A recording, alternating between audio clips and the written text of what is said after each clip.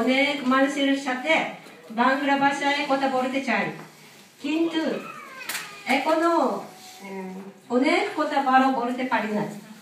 তাহলে আমার কথা এখন শেষ করব। অনেক ধন্যবাদ।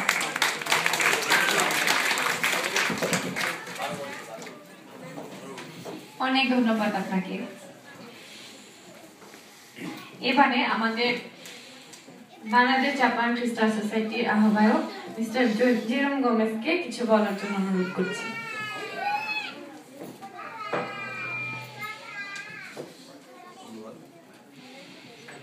শুভ সন্ধ্যা।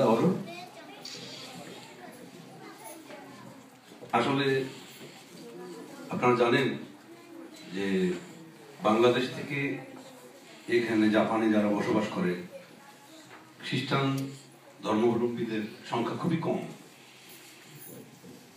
আর তাতে আপত্তি নেই, কারণ এই অনুষ্ঠান আমি করি সবার জন্য, আপনাদের জন্য। আপনারা সবসময় আমাকে সহযোগিতা করেন, পাশে আছেন।